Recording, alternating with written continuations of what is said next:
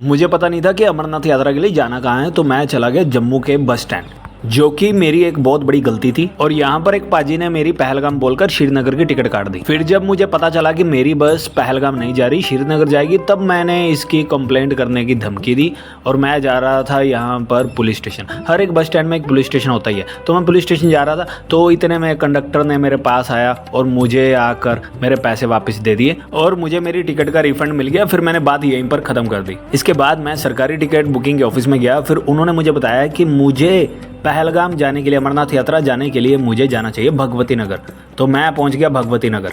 भगवती नगर पहुंचने के बाद मुझे मालूम चला कि अमरनाथ यात्रा का रजिस्ट्रेशन यहीं पर किया जाता है और यहाँ पर तो मुझे आना ही था। यहाँ पर आना मैंडेटरी है। या फिर आप श्रीनगर के बेस कैंप में भी जा सकते हैं अगर आप बाय फ्लाइट आ रहे हैं तो। फिर इस काउंटर से हो गया रजिस्ट्रेशन और अगले काउंटर से मुझे मिल गया यात्री कार्ड। यात्री कार्ड के बिना आपको अमरनाथ यात्रा पर जाने नहीं दिया जाएगा। रजिस्ट्रेशन करवाने के बाद मैं आ गया यात्री निवास के अंदर। यहाँ पर डेली शाम को एक धार्मिक और कल्चरल प्रोग्राम ऑर्गेनाइज किया जाता है और यात्री निवास के अंदर से ही टिकट मिलती है बस की, पहलगाम जाने के लिए भी, बालताल जाने के लिए भी। अमरनाथ यात्रा ट्रैक के दो रास्ते हैं, बालताल और पहलगाम। पहलगाम जो है वो लंबा रास्ता है, बालताल जो है वो छोटा रास्ता है और मैं जा रहा हूँ पहलगाम से। पहलगाम से अमरनाथ ट्रैक का जो रास्ता है वो 32 किलोमीटर का है और बालताल से 14 किलोमीटर का है। पहलगाम का जो रास्ता है वो ऐतिहासिक रास्ता है और जो रास्ता है वो बहुत ज़्यादा सुंदर रास्ता है। बालताल का रास्ता छोटा है मगर बिल्कुल भी सुंदर नहीं समझा जाता, इसलिए मैंने पहलगाम का रास्ता चुना। भगवती नगर का जो बेस कैंप है, मैंने सुना है ये जो जगह है ये आसाराम की है। यहाँ पर ये लोग फ्री किताबें बांटते हैं आसाराम की, और आसाराम का एक छोटा सा मंदिर भी जिसमें कि आसाराम की डेली पूजा की जाती है। मैं आपको बता देना चाहता हूँ कि आसाराम के ऊपर अलग अलग महिलाओं से रेप करने का जो इल्ज़ाम है वो प्रूफ हुआ था, जिसके चलते हमारे कोर्ट ने आसाराम को उम्र कैद की सज़ा दी थी। इसलिए मैं सोचता हूँ कि ऐसे इंसान की पूजा बिल्कुल नहीं होनी चाहिए। जम्मू भगवती नगर बेस कैंप से ही अमरनाथ यात्रा के भंडारे शुरू हो जाते हैं। जम्मू भगवती नगर बेस कैंप में ही रात को बसें लग गई 2 बजे, जिन बसों में हम लोग चढ़े 3 बजे और ये बसें चली सुबह 4 बजे। हमारे रास्ते में भी काफ़ी सारे भंडारे आए जहाँ पर कि ये बसें रुकती हुई गई। फिर मैंने भी चाय पीकर दिन की शुरुआत कर दी और इन बसों के आगे पीछे साथ में आर्मी भी चलती है, मिलिट्री चलती है। इसके बाद बस फिर से चल पड़ी और कुछ देर बाद रुक गई एक और भंडारे पे। मैं तो बहुत ज़्यादा एक्साइटेड हूँ ट्रैक करने के लिए। कुछ घंटे के बाद हम लोग पहुंच गए कश्मीर। मैं आपको बता देना चाहता हूं कि अमरनाथ यात्रा कश्मीर में शुरू होती है। पहलगाम और बालताल दोनों ही कश्मीर में आते हैं। लगभग 11 बजे के आसपास हम लोग पहुंच गए थे पहलगाम के बेस कैंप। yippee, आज यात्रा शुरू करेंगे। मगर पहलगाम के बेस कैंप पर पहुंचकर पता चला कि आज पूरा दिन यहीं पर इंतजार करना पड़ेगा। फिर मैं इन टेंटों में से एक में 300 रुपये में बेड लेके रुक गया। इस बेस कैंप में बहुत सारी दुकानें, अगर आप कुछ भूल गए हैं, पेस्ट, ब्रश या कुछ भी, तो वो सब आपको यहाँ पे मिल जाएगा। गर्म कपड़े चाहिए वो भी मिल जाएंगे। यहाँ पर फिर से हमें भंडारे नजर आ गए जो कि लगभग 24 घंटे चलते हैं और जहाँ पर चाय, नाश्ता और नाश्ते के टाइम पे जो हल्के फुल्के स्नैक्स हैं सब कुछ मिलता है। यहाँ पर बहुत सारे भंडारे हैं जो कि आपको खिलाते खिलाते नहीं थकेंगे मगर आप खाते खाते थक जाओगे यहाँ पर। फिर सुबह 4 बजे इस बेस कैंप से बाहर जाने के लिए लाइन लग गई और सुबह 5 बजे पहलगाम बेस कैंप से चंदनवाड़ी जाने के लिए हमें परमिशन मिल गई। फिर हम लोग निकल पड़े बेस कैंप से चंदनवाड़ी की ओर, जहाँ से कि हमारा अमरनाथ यात्रा का ट्रैक शुरू होगा। बेस कैंप के बाहर ही गाड़ियाँ इंतज़ार कर रही होती हैं चंदनवाड़ी छोड़ने के लिए, जो कि 160 रुपये पर पर्सन के हिसाब से चार्ज करती हैं, जो कि मुझे थोड़ा सा महंगा लगा। और ये ड्राइवर लोग इन गाड़ियों में ठूस ठूस कर लोग बिठा लेते हैं। जैसे कि आगे वाली सीट पे 2 लोगों को बिठाया, मुझे और मेरे साथ एक और इंसान है, और पीछे वाली सीट पर 5 लोग बिठाए हैं, उसके पीछे वाली सीट पर भी ऐसे ही लोग बिठाए हैं। तो एक छोटी सी गाड़ी में 10 लोग बैठ कर जा रहे हैं और पुलिस वाले भी इनको कुछ नहीं कहते। और आपके पास जाने के लिए कोई और ऑप्शन भी नहीं है, या तो आप पूरी गाड़ी ही बुक कर लें, तब आप इस गाड़ी को लेकर जा सकते हैं चंद्रवाड़ी तक। गाड़ी में मैंने कैमरा ऑफ कर दिया था, मैंने सोचा नहीं था कि गाड़ी में ज़रूरत पड़ जाएगी, मगर रास्ते में एक एक्सीडेंट हो गया हमारी गाड़ी का। हमारी गाड़ी के आगे एक भालू आ गया था। भालू, देखिए गाड़ी को कितना डैमेज हुआ है, मगर अच्छा है सब बच गए। इसके बाद मैं बढ़ चला अपने ट्रैक की ओर। चंदनवाड़ी में पहुंचते ही मेरा और हर एक यात्री का यात्री कार्ड स्कैन किया गया और यात्री कार्ड स्कैन करने के बाद ही अंदर जाने दिया गया। यहाँ पर मैंने स्टॉप वॉच को सेट कर लिया ये देखने के लिए कि इस ट्रैक में कितना टाइम लगने वाला है, और यहीं से मेरा अमरनाथ यात्रा का ट्रैक शुरू हो गया। सुबह 5:30 बजे हम लोग यहाँ पर पहुँच गए। 5 बजे चले थे, 5:30 पहुँच गए और 5:30 बजे ही मैंने इस ट्रैक पर चढ़ना शुरू कर दिया। मैं रास्ते में कहीं भी नहीं रुका। यहाँ पर रुकते भी भंडारे थे मगर मैं किसी भंडारे पर नहीं रुका क्योंकि मुझे जल्दी से जल्दी जो है वो रास्ता कवर करना था। और 3.5 किलोमीटर के बाद मैंने खाया आमला, जिसमें कि ग्लूकोज होता है और जो कि बहुत ज़्यादा बढ़िया होता है, जो कि आपको इंस्टेंट एनर्जी भी देता है। और यहाँ पर मेरे कुछ दोस्त भी बन गए। ये भाई साहब BSF में हैं, जो कि अभी पोज दे के फ़ोटो करा रहे हैं। जो सबसे पहला स्टॉप पॉइंट है वो है पिस्सू टॉप। पिस्सू टॉप पहुंचने के लिए बहुत ज़्यादा सीढ़ियां चढ़नी पड़ती हैं। सीढ़ियों की वजह से ही मुझे बहुत ज़्यादा टाइम लग गया यहाँ पर पहुंचने के लिए। अगर ये प्लेन ट्रैक होता तो मैं कब का पहुंच जाता। अभी अर्ली मॉर्निंग का टाइम था और कुछ आगे चलते ही फिर से एक भंडारा आ गया, जहाँ से कि मैंने सोचा चने ले लिए जाएँ, जो कि एनर्जी के लिए, एमरजेंसी के लिए काम आएंगे अगर ज़रूरत पड़ गई तो। और एनर्जी के लिए बहुत अच्छे होते हैं चने। और इसके साथ में मैंने कुछ पार्ले जी बिस्किट के पैक्स भी ले लिए। और इसके आगे फिर से एक और भंडारा था जहाँ पर के ड्राई फ्रूट बट रहा था। पिस्सू टॉप से लगभग 1 किलोमीटर आगे जाते ही फिर से सीढ़ियाँ आ गई, जिनको देखकर मेरा मूड फिर से एक बार खराब हो गया, क्योंकि पिस्सू टॉप तक जो सीढ़ियाँ थी उनको चढ़ते चढ़ते मेरी टांगों की तो बस हो गई थी। फिर इस यात्रा में मेरा एक और दोस्त बना, जिसने के थक के घोड़ा कर लिया, मगर मुझे तो पैदल ही जाना था, जो कि मैंने ठान रखा था। लगभग 6 किलोमीटर चलने के बाद आगे फिर से और भंडारा आ गया, जहाँ से कि मैंने सोचा चलो कुछ खा लिया जाए। मुझे थोड़ी सी भूख भी लगी थी। मुझे ज़्यादा से ज़्यादा डिस्टेंस आज ही कवर करना था, इसलिए मैंने अपनी प्लेट में कुछ हैवी नहीं रखा, मैंने हल्का फुल्का ही खाया। और फिर कुछ आगे चलते मेरे रास्ते में एक बहुत ही सुंदर सा वाटरफॉल आया, छोटा सा। तो मैंने सोचा चलो इसका वीडियो बनाया जाए। इस रास्ते में बहुत सारे छोटे बड़े वाटरफॉल आपको मिलते रहेंगे। लगभग 9.5 किलोमीटर चलने के बाद नजर आनी शुरू हो गई शेषनाग झील। फिर कुछ आगे चलते ही मुझे नजर आना शुरू हो गई यात्रियों द्वारा फैलाया गया कचरा। फिर मुझे ऐसे बहुत सारे घोड़े नजर आए जिन पर के कचरा लाद कर नीचे लेके जाया जा रहा था। थोड़ी पूछताछ करने पे मुझे पता चला कि इंडियन आर्मी ने एक अभियान चलाया यहाँ पर सफाई का। तो इंडियन आर्मी ही यहाँ की सफाई करवा रही है, यहाँ से कचरा नीचे भिजवा रही है। टूरिस्ट दर्शन के लिए आते हैं तो यहाँ पर पहाड़ों पर कचरा फेंक जाते हैं, कितनी गलत बात है। और कचरा क्या हो गया लोगों को, भगवान शिव के दर्शन के लिए आ रहे हैं और उन्हीं के पहाड़ों में ऐसे गंद मचा रहे हैं। अगर आपको घर के बाहर कचरा फैलाने की आदत है तो कृपया अपने घर में ही रहें, कहीं ना जाएं। इससे आपका तो कोई नुकसान नहीं होगा, मगर हमारा देश सुंदर बना रहेगा। लगभग 11 किलोमीटर का ट्रैक करने के बाद मैं आ गया शेषनाग झील के बिल्कुल पास में। इस झील के बारे में कहा जाता है कि शिव जी ने शेषनाग को यहीं पर छोड़ा था, इसी झील में। और हर रोज कम से कम एक बार शेषनाग इस झील में नजर आ ही जाते हैं। पहलगाम से इसी नज़ारे के लिए तो आना चाहिए। फिर मेरे कुछ और दोस्त बन गए। इस पूरे रास्ते पर आपको आर्मी वाले मिलते रहेंगे, जो कि बहुत ज़्यादा हेल्पफुल है। लगभग 12,000 फीट की ऊंचाई पर हूँ, तो ऑक्सीजन बूथ यहाँ पर बहुत नॉर्मल नज़र आ जाते हैं।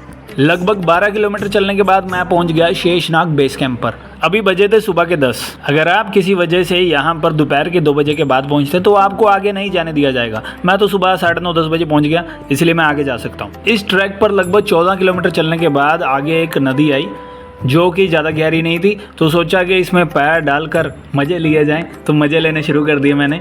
मेरे कुछ और दोस्त भी बन गए। फिर हम आगे बढ़ गए वाइबल टॉप की ओर। रास्ते में मुझे एक नींबू पानी वाला मिला, तो मैंने सोचा चलो नींबू पानी पीते हैं। नदी पार करने के बाद वाइबल टॉप का रास्ता इतना मुश्किल था कि हर 10 कदम चलने के बाद भी लोग थक रहे थे, कुछ 20 कदम चलने के बाद रुक रहे थे, तो ज़्यादातर लोग यहाँ पर बहुत ज़्यादा रुक रहे थे। हम लोग थे लगभग 13,000 या 13,500 फीट की ऊंचाई पे। शायद यहाँ पर ऑक्सीजन कम है, जिस वजह से लोग ज़्यादा थक रहे हैं। ये अंकल बिहार से आए हैं, लगभग 65 प्लस होंगे, और ये मुझे मिले 14,000 फीट की ऊंचाई पर। नज़ारा तो बहुत सुंदर है, मगर यहाँ पर ऑक्सीजन की बहुत ज़्यादा कमी है। अमरनाथ यात्रा पर 70 साल के ऊपर और 13 साल से कम वाले को आने नहीं दिया जाता। फिर हम पहुँच गए इस जगह की सबसे हाईएस्ट पीक पर, गणेश टॉप, जिसकी हाइट के 14,800 फीट है। स्टार्टिंग के 6 किलोमीटर चलने के बाद मेरे एक घुटने में थोड़ा सा दर्द शुरू हो गया था, क्योंकि मैंने सीढ़ियाँ बहुत तेज़ तेज़ चढ़ ली थी, जिस वजह से मेरे घुटने में दर्द शुरू हो गया था, और इस वजह से मैं काफ़ी धीरे धीरे जा रहा हूँ। अंकल ने भी ये ट्रैक सुबह 5:30 बजे चंदनवाड़ी से शुरू किया था। अंकल ने सुबह भंडारे पे बहुत ज़्यादा मिठाई खा ली थी, जिस वजह से अंकल को गैस हो गई और हमें मेडिकल पे आना पड़ा अंकल की दवाई के लिए। कुछ आगे चलते ही हमारे आगे बर्फ़ आ गई, जिसको देख करके अंकल बच्चे बन गए। इस ट्रैक पर तो मुझे सीढ़ियों से एलर्जी हो गई थी, मगर फिर अभी सीढ़ियाँ उतरनी थी और मुझे उतरने में बहुत ज़्यादा टाइम लगा, क्योंकि मेरे एक घुटने में दर्द होता था जब भी मैं सीढ़ी उतरता था। सीढ़ियाँ उतरने के बाद मैं 20 से 21 किलोमीटर चल चुका था और 9 घंटे 42 मिनट लगभग हो चुके थे। सीढ़ियाँ उतरने के बाद आगे हम लोग एक और भंडारे में, और ये दिल्ली वालों का भंडारा था, और इसमें खाने पीने के ऑप्शन और वैरायटी इतनी थी कि मैं बता भी नहीं सकता आप। कुछ थोड़े से शॉर्ट्स लेने के बाद मुझे याद आया, अरे मैं फूड ब्लॉगिंग नहीं कर रहा भाई, तो मैंने फिर वीडियो बनाना बंद कर दिया। और मैं फिर कुछ खा के हल्का फुल्का सा आगे चल पड़ा। अब आज का बेस कैंप रह गया था सिर्फ 5 किलोमीटर दूर। एक तरफ तो घुटने में दर्द था और दूसरी तरफ बहुत ज़्यादा एक्साइटमेंट थी। इस रास्ते में आपको भेड़ें और चरवाहे बहुत ज़्यादा नजर आएंगे। अब बेस कैंप था सिर्फ 500 मीटर और नज़ारा था बहुत ज़्यादा सुंदर। सच में कश्मीर जन्नत है। क्या आप गए हो कभी अमरनाथ यात्रा पे? कमेंट सेक्शन में ये ज़रूर बताएं। इस ट्रैक के दौरान अंकल ने मेरे कदम से कदम मिला ही लिए और हम लोग पहुंच ही गए बेस कैंप। लगभग 12 घंटे लग गए और ये जो बोर्ड नज़र आ रहा है ना, ITBT का मतलब है इंडियन तिब्बतियन बॉर्डर पुलिस। और हम लोग पहुंच गए हमारे बेस कैंप में। हमने पहले दिन 26 किलोमीटर का ट्रैक कवर कर लिया और पहुंच गए पंजतरनी बेस कैंप में। 12 घंटे 22 मिनट हो गए हैं लगभग। मैं तो इस जगह तक 12 घंटे 22 मिनट में पहुंचा हूँ क्योंकि मैं रास्ते में वीडियो बना रहा था और मैं प्रॉपर फिट भी नहीं हूँ, मगर एक प्रॉपर फिट इंसान इस जगह पर लगभग 9 घंटे में पहुँच सकता है।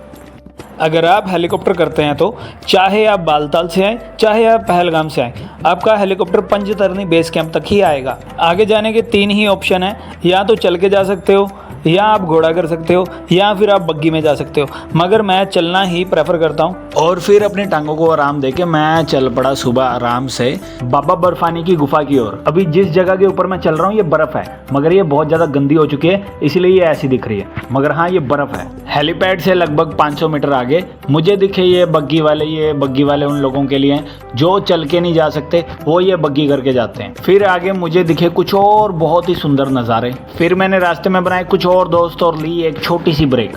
लगभग 1 घंटा बीत चुका था और मैं 3-3.5 किलोमीटर का ट्रैक क्लियर कर चुका था। yippee! कुछ और आगे चलते ही मुझे अपने रास्ते के बिल्कुल सामने एक और रास्ता नज़र आना शुरू हो गया जो कि बालताल का रास्ता है। बालताल से लोग उसी रास्ते से आते हैं। बालताल के रास्ते का यही है सबसे सुंदर नज़ारा। अब मुझे गुफा बहुत ज़्यादा साफ नज़र आ रही थी जिसको देख के मेरी एक्साइटमेंट बहुत ज़्यादा बढ़ी हुई थी। फिर आगे आ गया घोड़ों का स्टॉप। अगर आप घोड़ा करके आते हैं तो आपका घोड़ा यहीं पर रोक दिया जाएगा गुफा से बिल्कुल 1.5 या 2 किलोमीटर पहले। इस पुल को पार करते ही मैं पहुंच ही गया गुफा के बिल्कुल पास में और यहीं पर बालताल और पहलगाम दोनों का रास्ता मिल जाता है। और यहाँ पर भी बहुत सारे भंडारे लगे हुए थे। मंदिर में शूटिंग अलाउ नहीं थी इसीलिए मैंने गुफा के बाहर से ही शॉट्स लेने शुरू कर दिए। कैमरे का आगे जाना बिल्कुल मना था। मैं रास्ते में बोर्ड पढ़ता हुआ आ रहा था कि श्राइन बोर्ड की प्रसाद की दुकान आगे है, इसीलिए मैंने कहीं से भी प्रसाद नहीं खरीदा और यहाँ पहुँच पता चल रहा है कि श्राइन बोर्ड की प्रसाद की दुकान बंद है। फिर मैं प्रसाद लेने के लिए फिर से पीछे गया था 1 किलोमीटर और फिर से वापस आ गया। और मैं मंदिर दर्शन करने के बाद क्या देख रहा हूँ कि लोगों ने पत्थर के ऊपर पत्थर रखा हुआ है। लोग पता नहीं ये क्यों वहम करते हैं कि एक पत्थर के ऊपर दूसरा पत्थर रखो, जितना भी पत्थर ऊपर के ऊपर रखोगे तो उतनी ही मंजिल का तुम्हारा घर बन जाएगा। जिंदगी में कुछ पाना चाहते हो तो वहम भ्रम मत करो, मेहनत करो, जो चाहते हो मेहनत करने से मिल जाएगा, वहम भ्रम से कुछ नहीं मिलेगा। मंदिर दर्शन हो गए थे। बाबा बर्फानी के दर्शन करने के बाद तो मैंने सोचा चलो अभी जो वापस जाना है बालताल से वापस जाएंगे, शॉर्टकट से वापस चलते हैं। बालताल की तरफ से जो लोग आ रहे थे वो पूछ रहे थे अभी गुफा कितनी और आगे है। बालताल से वापस जाते हुए रास्ते में काफ़ी जगह पे ये लकड़ी के फट्टे हैं जिनको देख के पता चल रहा था कि ये जो रास्ता था ये बह गया था, फिर ये लकड़ी के फट्टे लगाए गए। मैं पहलगाम से आया तो ये ट्रैक तो मुझे थोड़ा सा मुश्किल लगा और फिर समझ आया कि क्यों हमसे स्टार्टिंग में फॉर्म भरवाया जाता है कि मैं मेडिकली बिल्कुल फिट हूँ और एक डॉक्टर देखकर एग्जामिन करता है कि ये बंदा फिट है कि नहीं। डॉक्टर आपको कोई भी मेडिकल टेस्ट नहीं करता है, वो अपने सूझबूझ पे ही आपको देख के बता देता है कि आप फिट हो कि नहीं हो। अगर उसको लगता है कि ये बंदा जाने के लिए फिजिकली फिट है तो वो जो फॉर्म है फॉर्म के ऊपर स्टैंप लगा के साइन कर देगा। बालताल का रास्ता अमरनाथ गुफा के पास तो ठीक था, मगर गुफा से थोड़ा आगे जाते ही जैसे ही मैं नीचे की तरफ बढ़ता जा रहा हूँ तो ये बहुत ज़्यादा धूल भरा रास्ता होता जा रहा है। यहाँ पर भी मुझे यात्रियों द्वारा फैलाया गया बहुत सारा कचरा नजर आया जिसको देख के मुझे बहुत अफसोस हुआ। ये रास्ता बहुत ज़्यादा स्लिपरी है और बहुत ही अच्छे लोग यहाँ से नीचे उतरते हुए स्लिप कर जाते हैं। अब देखिए ये तो घोड़े वाला है, ये रोज यहाँ पर चढ़ता उतरता है, इसके बावजूद ये बंदा स्लिप कर गया। फिर एक भाई साहब मुझे मिले जिन्होंने मुझे बताया नीचे उतरते हुए उतरने का सही तरीका। उन्होंने बताया कि जैसे अगर आप टेढ़ा मेढ़ा चलते हैं तो उससे क्या है कि आपकी जो ग्रिपिंग होती है वो थोड़ी बेटर बनती है और आप नीचे उतरते हुए भी गिरेंगे नहीं। अब नीचे उतरते हुए मुझे नजर आना शुरू हो गया डोमिल बेस कैंप। यहाँ से बालताल बेस कैंप सिर्फ 2 किलोमीटर रह गया। अब डोमिल बेस कैंप पहुंचने के बाद मुझे पता चला कि यहाँ से हर आधे घंटे में फ्री बस सर्विस है Domel to Baltal. Baltal base camp में भी बहुत बड़े बड़े भंडारे लगे हुए हैं। ये जो आप टेंट देख रहे हैं ना, ये सरकारी बस टिकट का काउंटर है और ये लोग क्या करते हैं, एक दिन बस चलाते हैं, एक दिन नहीं चलाते और जिस दिन बस नहीं जा रही हो ये तब भी टिकट काट देते हैं। कहते रहते हैं कुछ ही टिकट बची है।